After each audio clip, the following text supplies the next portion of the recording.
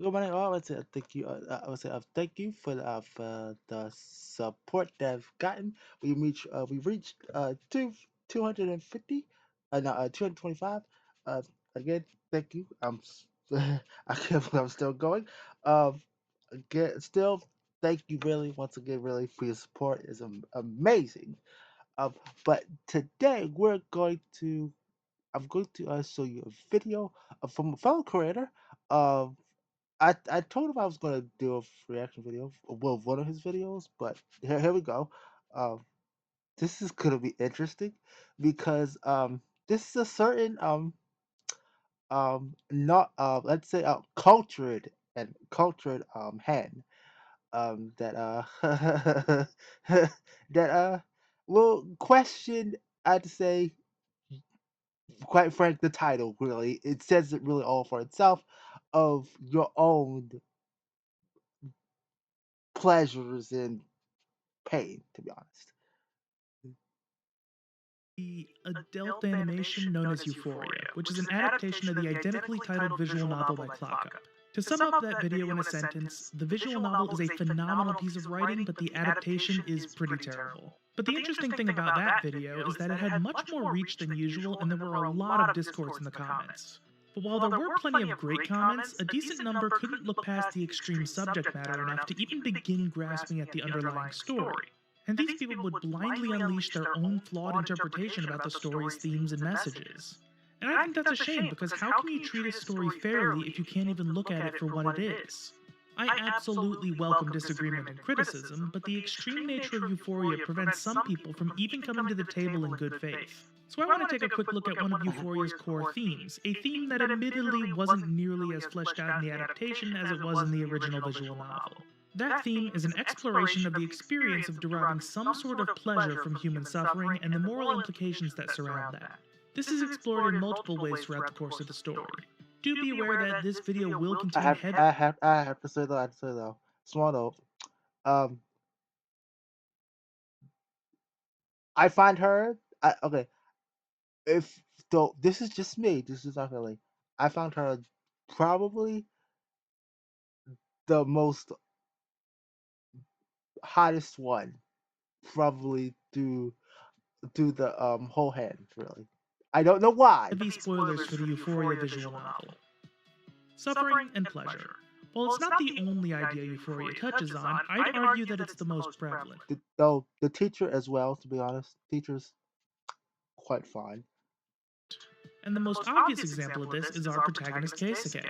Very early on, it's revealed that he has a dark secret. He has a strong fetish for domination and sexual sadism. He has fantasies about enacting total control over women. But the thing is, he's not actually a bad guy, and in the real world, he's more than capable of controlling himself. His moral compass ensures that he's able to suppress those desires, and he even feels quite a bit of shame for even having them. But his main internal conflict. Side note: there's nothing wrong with that. There's nothing wrong. Just say there's nothing wrong with having those desires. If you have those desires, more to you. As long as you don't act, as long as you don't mostly act on those desires. Throughout the course of Euphoria centers around two external factors that are actively stoking those flames. The first is that he's been kidnapped and was put into a facility where he's forced to play a number of games, which are essentially a sexual version of the group gauntlet traps from Saw 5. In I order don't to know. I beat the haven't games, which seen. is the only way to both prevent. I've not seen Saw 5, to be honest. I've not seen it. Don't know what the hell um that is. Well, okay, I know what Saw is, but I've not seen like the movie. Like that movie of it. But I kind of want to see it now. I kind of want to go see it, but eh. A violent execution at the hands of their mysterious assailants and the only obvious means of escape, he must perform depraved acts of a brutally sexual nature on his classmates and teacher. These Well, acts are abhorrent to his conscience, but feed into the desires he's suppressed for so long. The second factor is his classmate Nemu, who is with him in the facility. While she's as much an unwilling participant as he is, she appears to be enjoying the situation. yeah. She, she's okay. She has.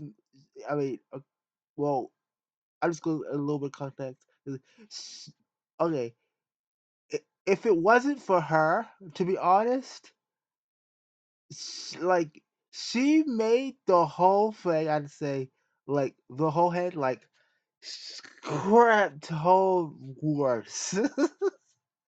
like like most okay. If you go like through the whole hand, I would say it's all of it. Quite frank, the fact that he's gotten worse through it all is because of her. And displays both sadistic and masochistic tendencies. No matter which story route Keisuke is on, remember that this is a story with multiple endings that each require their own playthrough. She torments him and tries to push him into embracing his demons while Yep. also driving a wedge between him and his childhood friend Kanae. Throughout the facility portion of the story, Keisuke has no choice but to engage with the depravity of the games. Not doing so would subject the entire group to a painful death, which the masters of the game have already proven. So saying no is not an option. Yeah, And for this that's true. first arc of the story, the driving conflict is that Keisuke finds himself enjoying the things he has to do, and in the moment, he sometimes loses himself a bit.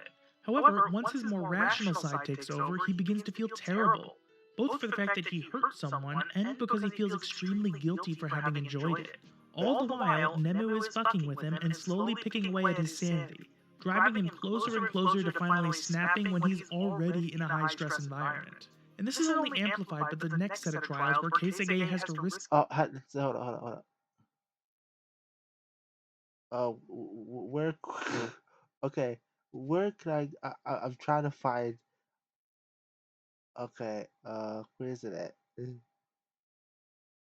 No, damn it. No, no, no. Okay, there. I think we got it. Oh, come on. Okay, her. Okay, she got completely fucked. Like I think this was like the first episode if I remember right. Yo, I have to say, I mean, okay, if you're into some kinky shit, this is it for you. Like this is completely it for you. Um, like it, it was just disgusting. The first like I think like the first time I saw this, the first time I saw the head, I was, it's like that one hand, what's it called, I think it's Ultimate Domain or something like that. That one too. Like that will complete okay. This one, and I think it's I think it was Ultimate Dote. Will mind fuck you completely. I mean, give you like the hard mind fucking. Like it will stop you. It'll just cut you off for like a good couple of days. Well, it did me that. It did me that completely. Mm, mm. Whole section of the story is designed to Hold on. explore We'll see. community in a high stress environment. And this is only amplified by the next set of trials where Keisuke has to risk his own life to save the lives of the others. And right when he's already almost lost it, we get the school arc. And I'll be the first to tell you that the adaptation did this part incredibly poorly. Some of the specifics of this part of the story do vary depending on which timeline route we're talking about, but in all of them, the game has spread and is basically total anarchy with all the depravity of the facility and then some. And Nemu is at the top of it all. And she continues to torment Keisuke, and there are more times where he's incentivized to do horrible things. Eh, Sometimes it's reasonable, such as when it's a choice between do this to Kanae or Nemu will do worse. Sometimes not so much. This whole section of the story is designed to explore Keisuke at his breaking point. How far can he be pushed, and what will he do beyond that point? And the answer changes based on your choices. And the question of how wrong, right, or understandable his choices are, and whether or not he's wrong for enjoying himself, is largely up to the reader. But Keisuke is not the only character who explores suffering and pleasure. Line approaches things from a completely different angle. She seeks out suffering but does not actually derive pleasure from it. The adaptation kind of explores this, but only kind of. She's the daughter of a cult leader who had assaulted Keisuke as a child. And yes, that means the Rine route of the VN is very Alabama. The cult's belief was that the leader would give birth to the savior who would bring them to paradise. However, the savior can only be a man. Okay, I I forgot which one it it, uh, is the one that he's talking about. That Raine. Uh, Meaning that Rine is a failure in their eyes. The cult also believes that suffering is how one cleanses their soul, so Rine embraces the game as a means of atoning for her supposed sin. So during her scenes, she is genuinely miserable, but she derives a degree of satisfaction from them. But it's also interesting because she's very clearly damaged as a result of the cult indoctrination, especially seeing as they taught her that she was a failure. So when she and Keisuke explore their demons together, they do form a bond that's almost healthy. Rine sees the depths of Keisuke's darkness that he's hidden for so long and accepts them. Keisuke grows to care for Rine and gives her the supportive figure that she's never really had. This route in particular fascinates me because it's probably the best example of another interesting thing that Euphoria does. A lot of the aesthetics of Euphoria can be boiled down to a caricature of BDSM, and in fact, most of the H scenes are things that fetishists engage with in the real world. But while the other routes have other things going on, Rine's route characterizes some of the elements of a healthy BDSM dynamic. Full disclosure, I'm not into the lifestyle at all, so this is all secondhand, but I do have a layman's understanding from speaking to people who are. So think about it. Most of the H scenes are only horrible because one or more of the participants are forced into it. They'd yeah. be perfectly fine if there was consent all around. Rine's route ultimately showcases a variant of that dynamic, at least in the first arc. Keisuke gets to act out his urges on a willing partner who will accept him, whereas Oh. Rine gets the catharsis of pain delivered by someone who she knows will never truly harm her. That's how a dynamic like this can play out. He feels loved and she feels protected. But of course, that kind of goes to shit in the second half of the route where she takes control of the cult. So, as I said earlier, the cult views suffering as a path towards cleansing one's soul. So they engage in suffering not for pleasure but for fulfillment. They are shown to self flagellate, and when they capture Nemu in Rine's route, they torture and abuse her for days on end. While I can't speak for the individual cult members, Rine at least takes no pleasure in this, but rather views it as a means of saving Nemu from her sins. Which, to Huh. be fair, she does do some truly horrific things in the school arc. So, to the cult, and Rine specifically, this act of cruelty is actually viewed as a kindness. A few days of suffering in exchange for a clean slate. There's other interesting things going on I with the don't know cult, about but that. it's not entirely relevant for this video. The next example of the pleasure and suffering theme would be Nemu. I mean, that should be pretty obvious. She's a secondary antagonist in the first arc of the story before becoming the primary antagonist. She displays clear sadistic tendencies, but also some masochistic ones, as she views Uh, that's okay. No, I'll shut up. giving and receiving pain to be two sides of the same coin. That's why she enjoys tormenting Keisuke and also why she loves doing the trials with him. In fact, it's so blatant that it almost seems kinda one note. Except that changes when the true route hits. Big boy spoiler time, by the way. So when you first play Euphoria, Kanae's route is locked. To access it, you must do the other routes first. And at the end of Kanae's route, there's a I have not played the visual novel again. It makes me want to play it. So so I can give a freaking experience. A review of it. Oh, that's something I might do for the year for next year. Just to, just for suffering. callback to Nemu's route, where Keisuke is strangling Nemu in a blind rage but is able to snap out of it before it's too late, which Nemu was none too happy about. Well, in Kanae's route, I don't know why what okay why she okay she wouldn't be happy about being strangled by the guy she loves. I mean she's into that shit. I mean she's okay.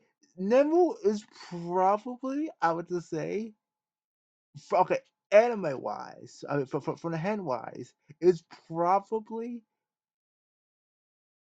the okay. I would say no, no, okay, no.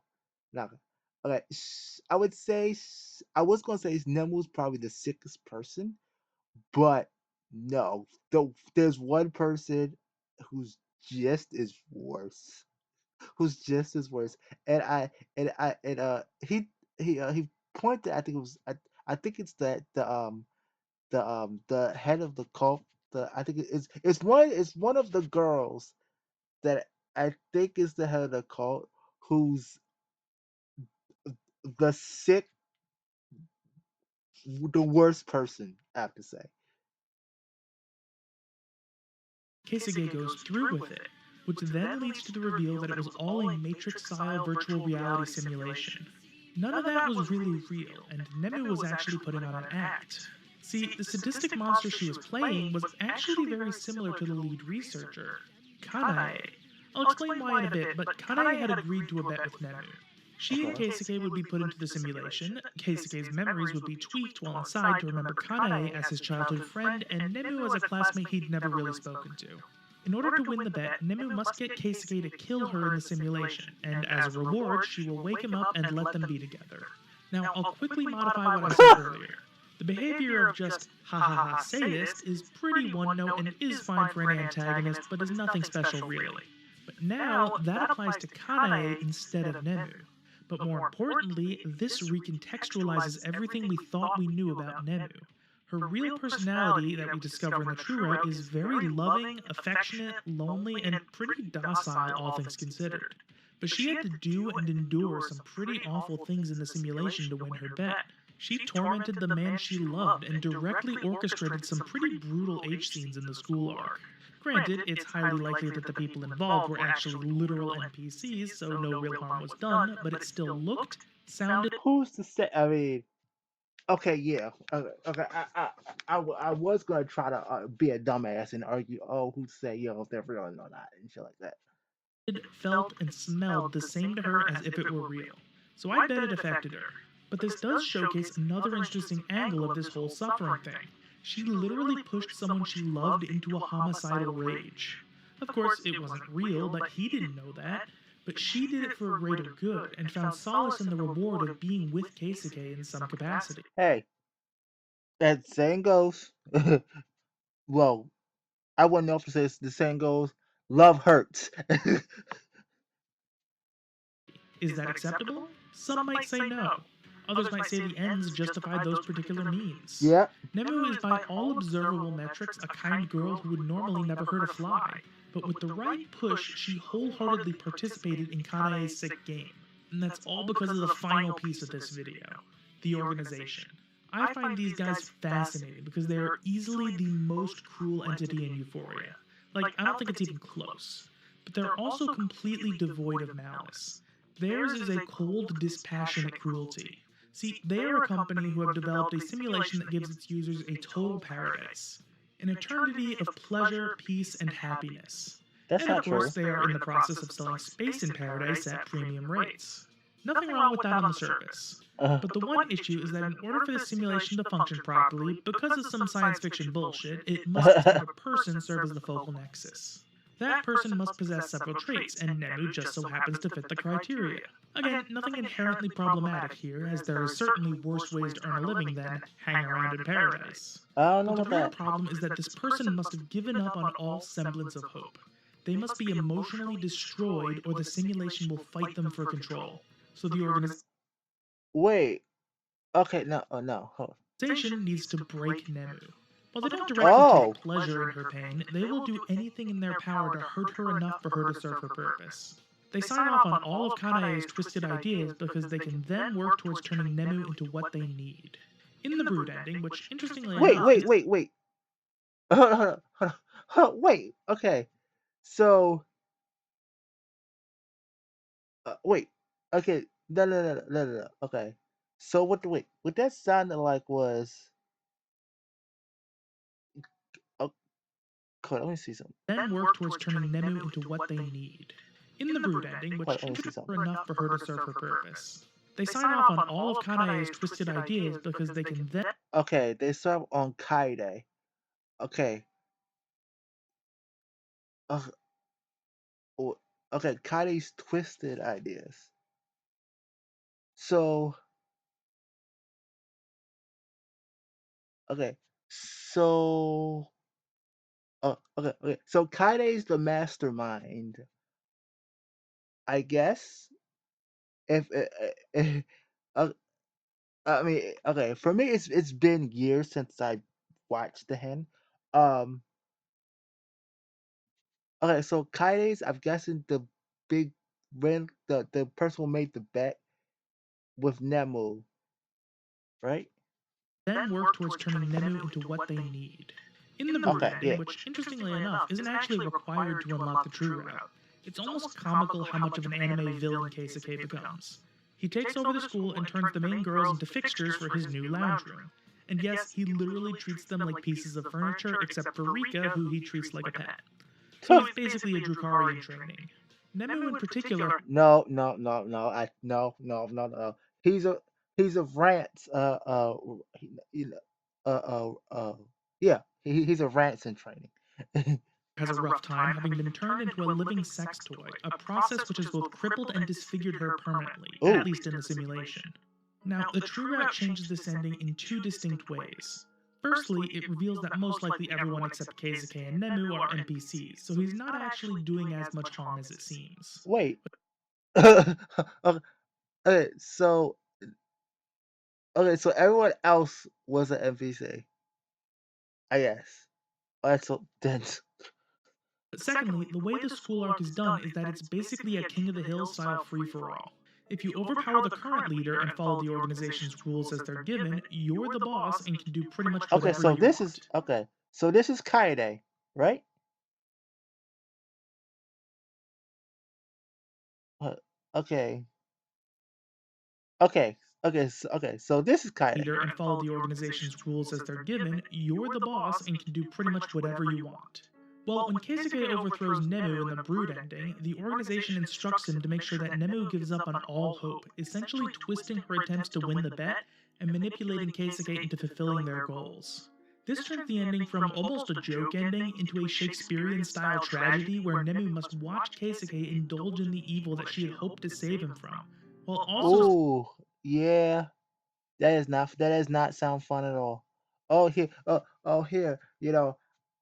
I'm going to make okay, I'm gonna do this whole plan thing to stop you from going down the dark path, but you end up going there and you end up going down that same path that I didn't want you to go down in the first place. Hey, that hurts. suffering extreme physical and emotional torture for presumably the rest of her life, but at the very least several years. And it's all her fault. And for me, the organization is terrifying in their indifference. At least Kanae gives the evil things she does some gravitas, an acknowledgement that they are fucked up. But the organization doesn't even bat an eye when it orchestrates war crimes that would make the fucking CIA blush. Tuh. These kinds of horror villains tap into a very specific type of fear, and to me, it feels almost reminiscent of Lovecraft. And if you've seen either of my Sayano Uta videos, you'll know that I like Lovecraft. But if you've read his stories, or at least the cosmic horror ones, you'll know that most of his eldritch creatures, with Nyarlathotep being a major exception, don't actually have any real malice. It's not that they take pleasure in causing madness and death, it's that humans are so far beneath their notice that to them, destroying a life is no different than to us stepping on an ant. A small note. That other video that I think you talked about Sora no Uto or Yoto or something like that. I have not played that visual novel. I heard about it, and I just said it is some super messed up stuff. That'll probably make you blush in comparison to probably anything else that's been seen on the or on the internet. Um, so I mean that's another one I kind of want to do too, if my laptop can handle it. Ant would be. The organization acts in much the same way. They don't exactly want to make people feel sadness and hurt, it's Oh, simply the most effective means to their desired ends. It's actual psychopath shit. When they see someone hurting, they don't feel bad like a normal person would, they get off on it. and they don't feel glee like a sadistic monster would. They feel nothing at all. They're Okay, the never mind. culmination of this whole theme of suffering that Euphoria loves to explore. They cause unimaginable pain because it lines their pockets, and that's enough for them. So, this video was actually inspired by the comments on the It's all about the money. one about the hentai adaptation. Because again, there were some great comments, but also a lot of people outraged at the idea of a horror story making them uncomfortable, as if that wasn't the entire fucking point. But due to having just made a video on it, and due to reading the comments, Euphoria's been on my mind, and I wanted to talk about it some more. Though it's definitely been too long for me to make one of my normal in-depth videos without giving it a full reread. So I decided to focus more on a single aspect of the story. Let me know if you like this kind of thing, and I'll consider doing it more often, not just for Euphoria, but for other pieces of media as well. Well, thanks for watching. Big thank you to my channel members, especially my $10 member, Bulk Squad Trust. They all got this video early, and if you'd like to join them, you can do so via the join button below for Definitely worth the fun. Yes. Please come check out. Please come check them out. Let's go look at the comments, cause this is where the juicy action, I'm sure, is gonna be. Let's see. Oh, okay. Well, yeah. Huh. Okay. The extreme nature of a furor prevents some people from, and I'll freaking play it. I hope it's not too long, though. But I guess that's gonna be it. I don't. I somewhat want to do it more. Mhm. Yeah, I don't want to. Okay. This is the one that he's talking about. Um, I don't. I want to get that one.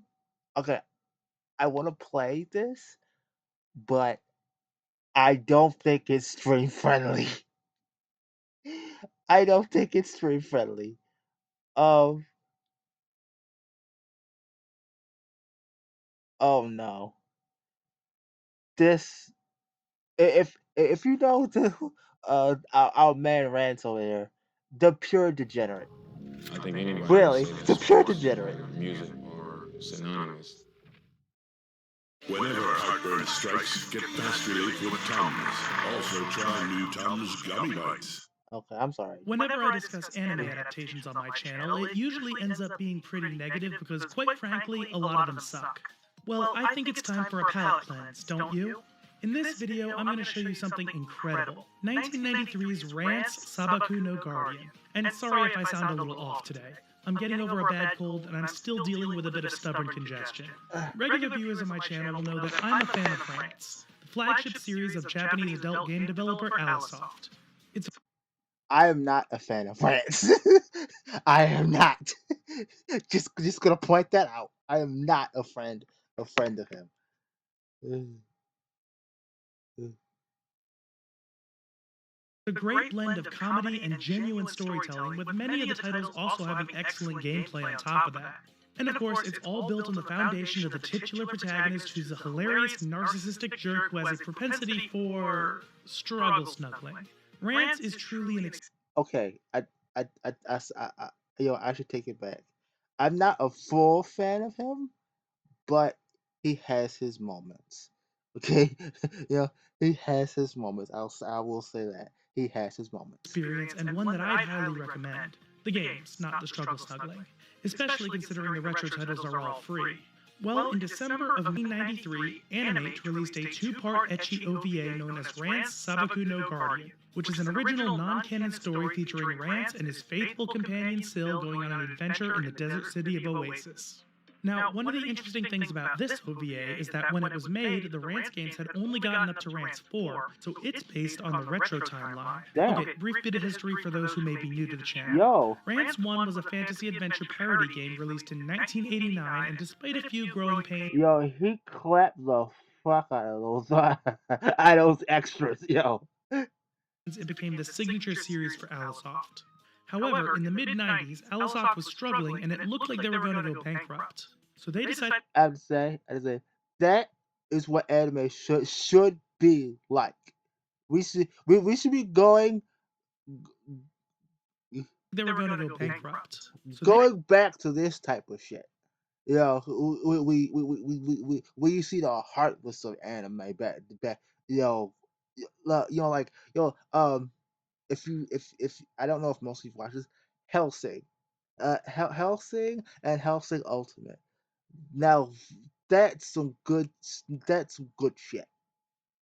Well, if you're into, the brutal, gory stuff, but stuff like this, what somewhat we need to go back to, not not all. I mean, not all so much as a cutesy and all that stuff nowadays. I mean, it's nice and all, but what's some violence? decided to give Rance a conclusion. Even though his story still really needed some time to cook, it was better than no Yeah. ending at all. Look at okay, excuse me. Look at the bodies that he just did. I mean, come on now. You don't see this nowadays. That game released in 1996 as Kijiko Rance, and it is easily the best game up to that point. It's genuinely one of the best grand strategy games of its era, and it sold so well that it most likely saved the company. Years later, they retconned Kijiko Rance so they could continue the story from where they would have left off. And eventually, they remade the first 3 games in the series and decided to split the series into 2 timelines. Look at this poor old man right here. This poor old man is really busting his back. What's left of his back. There's the original retro games, capping off with Kijiko Rance, and then there's the remakes, followed by the modern games.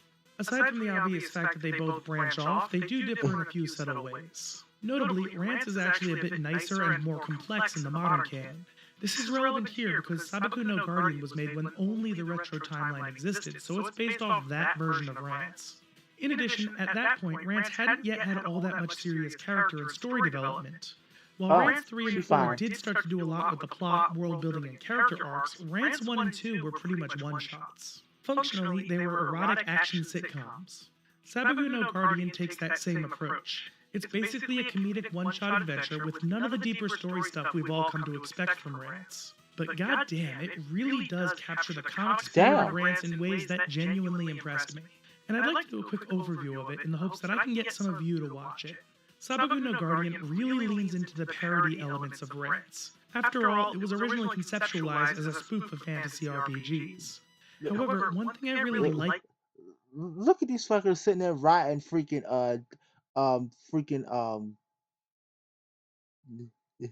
freaking dinosaurs. fantasy RPGs. However, one thing I really like about how it goes about it is that pretty much everything aside from Rance and Syl is played They're pretty so straight. dead. Yep. It's not really a crazy-ass parody world like Why do you take the old lady? Like what? Like what? Like what is she going? Like what are you going to do her? What, a hostage? Nobody wants her. Normal-ish dark fantasy world with a standard dark fantasy storyline, and Rance is basically a live grenade coming in to fuck with it all. I mean, the opening scene starts out in that fantasy style of a mysterious traveling warrior rescuing a woman from a band of ne'er-do-wells, only to then order his slave to loot their bodies as he snuggles the woman he just rescued from exactly that fate. And of course, the slave Syl gets upset. Not because of the ethical concerns, but because he's doing it with another girl again. Interestingly, that's actually the only time Rance commits a struggle snuggle in the OVA. His other copulations are entirely consensual. Okay, so I'm not going to go over the entire story beat for beat like I might normally. Oh, another fine one right here. Nice blue hair. I think it's got horns. And I have a good reason for that. As mentioned before, Sabaku no Guardian is at its core an action sitcom. The plot really only serves 2 purposes: to give Rance a reason to go out and do things, and to facilitate a funny tonal contrast between a pretty disturbing story and the hilarious bullshit of Rance and Syl. So the actual story itself doesn't really matter all that much, and I'd rather let you guys experience it for yourself. But the basics are that Rance and Syl make their way to Oasis, where the leader reveals that the town is often raided by bandits led by a woman known as Green Scorpion, who weirdly enough has a banner with a red scorpion. So Rance is hired to deal with the situation. I know I already briefly mentioned this earlier, but I really do have to emphasize how Sabaku no Guardian takes itself pretty seriously. except for when Rance is there, which is in contrast to the games What where they a do have their serious and dark moments, but the world overall is still kind of ridiculous and funny. But Sabaku no Guardian is Alright, actually that's what it kind of gets. depressing in its setting. Green Scorpion is involved in these intense sexual occult-esque rituals hell-bent on destroying Oasis, while the leader of Oasis is suffering What the from her hell? own residual trauma that's actually pretty sad when you learn about it. I love this because it does an excellent job of amplifying the comedic elements because they're held up What next to the? these extremely serious plot beats. What? Without getting into specifics because I don't want to spoil it for you, there's a big climactic ending sequence that ties together all the major plot elements and provides a lot of bittersweet closure only for Rance to do Rance things, trivializing everything that just happened before proceeding to bang Syl. And I think it combos very well with something that I feel is a strength of the animation medium when compared to the games. There are a lot of visual and animation gags throughout the OVA, and it was a real treat. The games are done with sprites and Oh, 3D, so spotlights, while of there is course. some visual humor there, it doesn't quite compare to Rance's eyes bugging out of his head Looney Tunes style at a pair of tits, or the hilarious way Rance and Syl's faces will distort to highlight their emotions, or even scenes that focus entirely on visual humor, such as Rance trying to infiltrate the enemy fortress by trying. This is for you. Again, I'd say this is quite funny because this rant is okay. This rant is much better. Much better than the rants we have now. if if you go if you go look up that handle of rants that we have now, boy, you see the complete difference. Trying on different disguises. Or one like scene like they went full complete of just asshole mode. where Syl is being played like an instrument by a vine monster. I can't show that one on YouTube, but I fucking lost it when I saw it for myself. Sabaku no Guardian manages to bring the manic energy of Rance into a cartoon, and it's pretty much exactly what I want from a one-shot Rance OVA. Now, I do have to acknowledge that the OVA does take some liberties with the source material. While we do have our iconic duo of Rance and Syl at the helm, it's very clear that this is not something that fits in with the actual Rance canon. And while that didn't bother me very much, I can imagine it being disappointing for some. For starters, Rance and Syl He's are about to actually the slaughter only them. characters from the games to make it into the adaptation. While I would argue that they're the two best characters, a big Yep. draw of the games is how great the overall cast is. There's no Maria, Yo, this man is a fucking Shizuka, monster. Leah, Konami, nothing. And their presence was definitely missed because they're not only amazing characters, but they add so much to the overall dynamic. Rance will often laugh and not do the gahaha.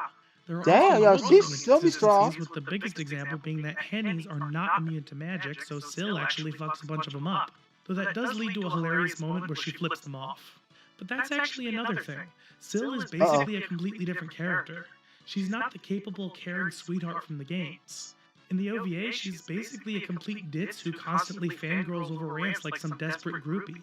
Don't get me wrong, this version of her is adorable and funny, but it's just I don't know. I mean, personally, I prefer the head version of her a bit more. But that's just not me. the Syl I've come to really appreciate as a character. And lastly, I do have to acknowledge that Sabaku no Guardian really is more of an action sitcom than the comedy epic that we got with the games. And granted, they only had the first few games to reference, but if you're expecting the intense character and plot stuff that happened from Rance 3 onwards, you're going to be disappointed. Instead, you should think of it more like Rance 1 or 2, except that none of the side characters actually matter. Again, it's a Oh, one-shot lovely. story that's more meant to be funny than anything else. And for reasons I won't spoil, literally none of what happened in the OVA ends up mattering in the grand scheme of things. Oh, that sucks. It's funny, but there's not all that much to really sink your teeth into. But it does do the comedy well. It's a different take on Rance, but one that I was thoroughly enjoying from start to finish.